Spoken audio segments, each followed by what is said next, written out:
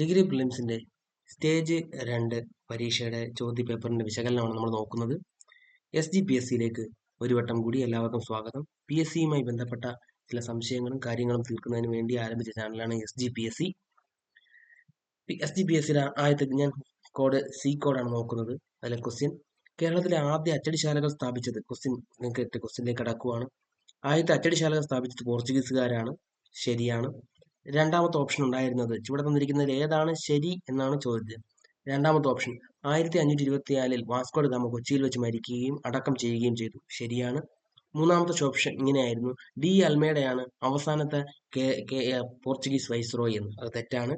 D Almeida ഇന്ത്യയിലെ അല്ലെ Portuguese ആദ്യത്തെ വൈസ്രോയിയാണ്. ആരെന്ന് പറയുന്നത് പോർച്ചുഗീസുകാരനായ ആദ്യത്തെ വൈസ്രോയി ആണെന്ന് പറയുന്നത് ഡി അൽമേഡ. അപ്പോൾ 1498 Vasco da Gama Kozhikode Kappad ബീച്ചിൽ വന്ന് കപ്പലിറങ്ങിയത്.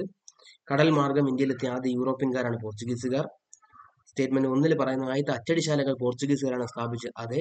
First press was established in Goa 1556 and in Kerala. അപ്പോൾ കേരളത്തിൽ ആദ്യത്തെ അച്ചടിശാലകൾ സ്ഥാപിച്ചത് കേരളത്തിലും ആദ്യത്തെ അച്ചടിശാല സ്ഥാപിച്ചത് പോർച്ചുഗീസുകാരാണ്. രണ്ടാമത്തെ ഓപ്ഷൻ പറയുന്നത് വാസ്കോ ഡ ഗാമ 1524 കൊച്ചിയിൽ വെച്ച് മരിക്കുകയും അദ്ദേഹത്തിന്റെ മൃതദേഹം എവിടെ സെന്റ് ഫ്രാൻസിസ് ചർച്ചിൽ, കൊച്ചിയിലെ സെന്റ് ഫ്രാൻസിസ് ചർച്ചിൽ അടക്കം ചെയ്യുകയും ചെയ്തു. അതിനുശേഷം അത് ലിസ്ബണിലേക്ക് 14 വർഷത്തിന് ശേഷം ലിസ്ബണിലേക്ക് കൊണ്ടുപോവുകയും ചെയ്തു. മൂന്നാമത്തെ ഓപ്ഷൻ ഇതായിരുന്നു: ഇന്ത്യയിലെ അവസാനത്തെ പോർച്ചുഗീസ് വൈസ്രോയി ഡി അൽമേഡ എന്നുള്ളത് തെറ്റാണ്. ഇന്ത്യയിലെ ആദ്യത്തെ പോർച്ചുഗീസ് വൈസ്രോയിയാണ് de Almeida. And blue water policy, നീല ജല നയം നടപ്പിലാക്കിയത് ആരാണെന്ന് ചോദിച്ചാൽ അത് ആരാണ് നടപ്പിലാക്കിയത്? ഈ ഫ്രാൻസിസ്കോ ഡി അൽമേഡയാണ്. ഓക്കെ. അപ്പോൾ ഫ്രാൻസിസ്കോ ഡി അൽമേഡ ആദ്യ വൈസ്രോയി, ബ്ലൂ വാട്ടർ പോളിസി നീല ജല നയം നടപ്പിലാക്കി. അൽഫോൺസോ ആൽബുക്കർക്ക് രണ്ടാം വൈസ്രോയി, ഗോവയെ പിടിച്ചടക്കിയത് ഇദ്ദേഹമാണ്. വാസ്കോ ഡ ഗാമ ഈ കടൽ മാർഗമുള്ള റൂട്ട് കണ്ടെത്തിയത് ആരാണെന്ന് വെച്ചാൽ ഈ അഡ്മിറൽ അല്ലെങ്കിൽ വൈസ്രോയി ആയ വാസ്കോ ഡ ഗാമ ആണ്. ഓക്കെ. അപ്പൊ 1498 കാപ്പാട് വരുന്നു. 1503 മാനുവൽ കോട്ട നിർമ്മിക്കുന്നു. ഗാമ മരിക്കുന്നത് 1524. ഓക്കെ. ഇവർ കൊണ്ടുവന്നതാണ് കശുവണ്ടി മാവ്, എഡ്യൂക്കേഷൻ, പ്രിന്റിംഗ് പ്രസ്. ഇതെല്ലാം ഇവരുടെ സംഭാവനയാണ്. ഇനി കേരള ചരിത്രത്തിൽ തന്നെ ചോദിച്ച രണ്ടാമത്തെ ചോദ്യത്തിലേക്ക് കടക്കാം. ഡിലനോയി തിരുവിതാംകൂർ സൈന്യത്തിന്റെ കമാൻഡർ ഇൻ ചീഫായി മാർത്താണ്ഡവർമ്മ നിയമിച്ചു. ഇവിടെ തന്നിരിക്കുന്നതിൽ ഏതൊക്കെയാണ് ശരി എന്നാണ് ചോദ്യം. ഡിലനോയിയെ തിരുവിതാംകൂർ സൈന്യത്തിന്റെ കമാൻഡർ ഇൻ ചീഫായി മാർത്താണ്ഡവർമ്മ നിയമിച്ചു. 1865 പണ്ടാരപ്പാട്ട വിളംബരം ആയില്യം തിരുനാളിന്റെ ഭരണകാലത്ത് പുറപ്പെടുവിച്ചു. മൂന്നാമത്തെ ഓപ്ഷൻ 1936 ക്ഷേത്രപ്രവേശന വിളംബരം പുറപ്പെടുവിച്ചപ്പോൾ CP രാമസ്വാമിയർ തിരുവിതാംകൂറിന്റെ ദിവാനായിരുന്നു. ഉത്തരം ഇവയെല്ലാമാണ്. മുകളിൽ പറഞ്ഞവയെല്ലാം ശരിയായതാണ്. ഡിലനോയി, എസ്തവാനസ് ഡിലനോയി 1741 കുളച്ചൽ യുദ്ധത്തിൽ മാർത്താണ്ഡവർമ്മയുടെ സൈന്യത്തിന്റെ പിടിയിലായ ഡച്ച് ക്യാപ്റ്റനായിരുന്നു എസ്തവാനസ് ഡിലനോയി. അതിനുശേഷം സൈന്യത്തെ ആധുനികവൽക്കരണത്തിന്റെ ഭാഗമായി മാർത്താണ്ഡവർമ്മ അദ്ദേഹത്തെ കമാൻഡർ ഇൻ ചീഫായി നിയമിച്ചു. ഓക്കെ. കുളച്ചൽ യുദ്ധം നടന്നത് 1741 നമുക്കറിയാം. അപ്പൊ കുളച്ചൽ യുദ്ധം നടന്നത് 1741 മാർത്താണ്ഡവർമ്മയും ഡച്ച് ഈസ്റ്റ് ഇന്ത്യ കമ്പനിയും ഏഷ്യയിലെ ഒരു നാട്ടുരാജ്യം യൂറോപ്യൻ ശക്തിയെ തോൽപ്പിച്ച ആദ്യ യുദ്ധം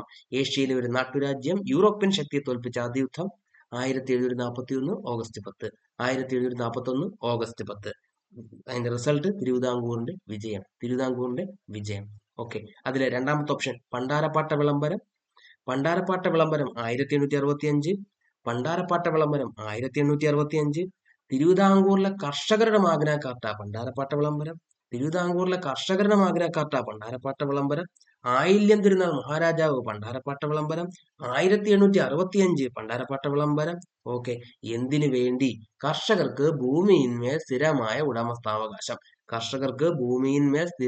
ഉടമസ്ഥാവകാശം നൽകി. ഓക്കെ. ക്ഷേത്രപ്രവേശന വിളംബരം 1936. ക്ലിയർ അല്ലേ? ശ്രീ ചിത്തിര തിരുനാൾ ബാലരാമവർമ്മ ക്ഷേത്രപ്രവേശന വിളംബരം പുറപ്പെടുവിച്ചത് 1936 നവംബർ 12. ചരിത്രമായ ക്ഷേത്രപ്രവേശന വിളംബരം പുറപ്പെടുവിച്ചു. ദിവാനാര് CP രാമസ്വാമി അയ്യർ. പിന്നാക്ക ജാതിക്കാർക്ക് ക്ഷേത്രങ്ങളിൽ പ്രവേശനം.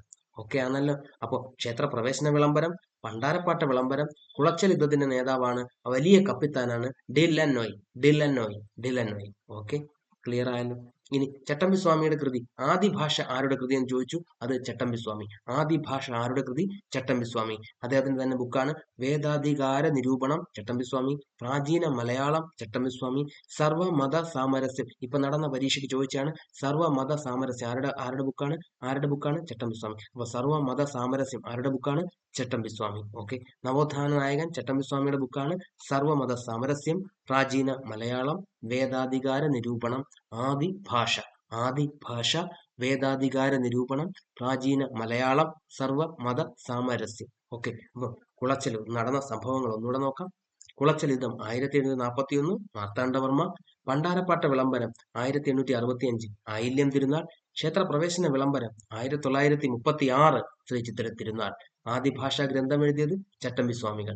ഇത്രയുമാണ് കേരള ഹിസ്റ്ററിയിൽ നിന്നും ഇത്തവണത്തെ പരീക്ഷയ്ക്ക് ചോദിച്ച ചോദ്യം. നമുക്ക് അടുത്തതിലേക്ക് പോവാം. ഏകാ പ്രസ്ഥാനം, ഇന്ത്യൻ ഹിസ്റ്ററിയുമായി ബന്ധപ്പെട്ടത്. ഏകാ പ്രസ്ഥാനം, ഏകാ മൂവ്മെന്റ്, യൂണിറ്റി മൂവ്മെന്റ്. 1922 ഏകാ പ്രസ്ഥാനം എവിടെയാണ് നടന്നത്? UP, യുണൈറ്റഡ് പ്രോവിൻസ്, അല്ലെ UP. 1922 ഏകാ മൂവ്മെന്റ്. 1922 സ്ഥാപകൻ മദാരി പാസി. മദാരി പാസി. ഓക്കെ, ജമീന്ദാർമാർ നടപ്പിലാക്കിയിരുന്ന അന്യായമായി ഉയർന്ന നികുതിക്കെതിരെ കർഷകരെ ചൂഷണം ചെയ്യുന്നതിനും എതിരെയും പ്രതിരോധിക്കുകയായിരുന്നു ഈ കൂട്ടായ്മയുടെ ലക്ഷ്യം. ഓക്കെ, അപ്പൊ ജമീന്ദാർമാർക്കെതിരെയാണ് ഈ കൂട്ടായ്മ, അല്ലെങ്കിൽ നികുതികൾ അവരാണ് ഉണ്ടാക്കിയിരിക്കുന്ന ഉയർന്ന നികുതികൾക്കെതിരെയാണ് അതിനെ പ്രതിരോധിക്കുക എന്നായിരുന്നു ഇതിന്റെ ലക്ഷ്യം. ഓക്കെ, അപ്പൊ ഏകാ പ്രസ്ഥാനം, UP. 22 Madari Pasi. Okay, Wardha scheme of education. Wardha scheme 1937. ഇതിന്റെ പ്രൊപ്പൗണ്ടർ, ഇത് രൂപവൽക്കരിച്ചത് ആരാണെന്ന് വെച്ചാൽ സക്കീർ ഹുസൈൻ. ഇത് രൂപവൽക്കരിച്ചത് അദ്ദേഹത്തിന്റെ നിർദ്ദേശപ്രകാരം, ഗാന്ധിജിയുടെ നിർദ്ദേശപ്രകാരം ഇത് രൂപവൽക്കരിച്ചത് ആരാണ്? സക്കീർ ഹുസൈൻ. നയി താലിം വാർധ സ്കീം 1937. നയി താലിം ഗാന്ധിജിയുടെ പദ്ധതിയാണ്. ഈ ഗാന്ധിജിയുടെ വാർധ സ്കീം പ്രകാരം നയി താലിം എന്നറിയപ്പെടുന്ന അടിസ്ഥാന വിദ്യാഭ്യാസ പദ്ധതി ഏത് വർഷം? 37. അപ്പൊ നയി താലിം 37, വാർധ പദ്ധതി 37.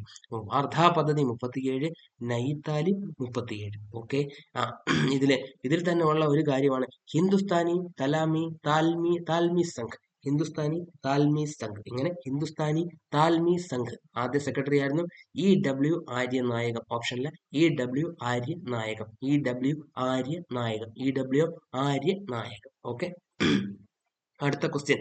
അക്ബറിന്റെ കൊട്ടാരത്തിലെ ജെസ്യൂട്ട് മിഷൻ, അല്ലെങ്കിൽ 1580 അക്ബറിന്റെ കൊട്ടാരം സന്ദർശിച്ച ഒന്നാം ജെസ്യൂട്ട് മിഷനിൽ താഴെ പറയുന്നതിൽ ആരൊക്കെ ഉൾപ്പെട്ടിരുന്നു? Option: Rudolf Acquaviva and Antony Monserrate. ആരൊക്കെ? Rudolf Acquaviva, Antony Monserrate. Okay, 1946 ഇടക്കാല സർക്കാർ, ഇന്റരിം ഗവൺമെന്റ്. 46 ഇടക്കാല സർക്കാരിൽ ആർക്കാണ് വിദ്യാഭ്യാസ വകുപ്പിന്റെ ചുമതല നൽകിയത്? ആർക്കാണ്? സി രാജഗോപാലാചാരി. ഉത്തരവ് എന്താണ്? സി രാജഗോപാലാചാരി. അപ്പൊ നമുക്ക് ആ ഓപ്ഷനും കൂടെ നോക്കാം. വിദ്യാഭ്യാസം നൽകിയത് ആർക്കാണ്? സി രാജഗോപാലാചാരി. ഭക്ഷ്യം കൃഷി ആർക്കാണ്? രാജേന്ദ്ര പ്രസാദ്.